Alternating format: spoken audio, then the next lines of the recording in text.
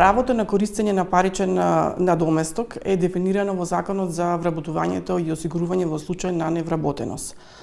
Согласно член 71 од овој закон, на невработеното лице на кое што му недостасуваат најмногу до 18 месеци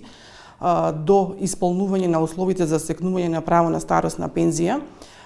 паричен надоместок му се исплатува до негово вработување, односно до настапување на некој од основите за престанок на ова право.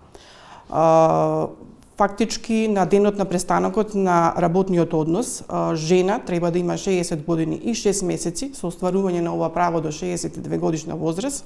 и маж 62 години и 6 месеци со остварување на ова право до 64 годишна возраст. Дополнително ве информираме дека согласно член 78 од овој закон,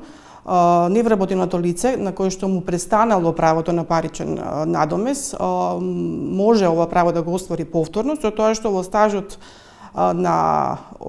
осигурување не му се пресметува времето поминато во работен однос,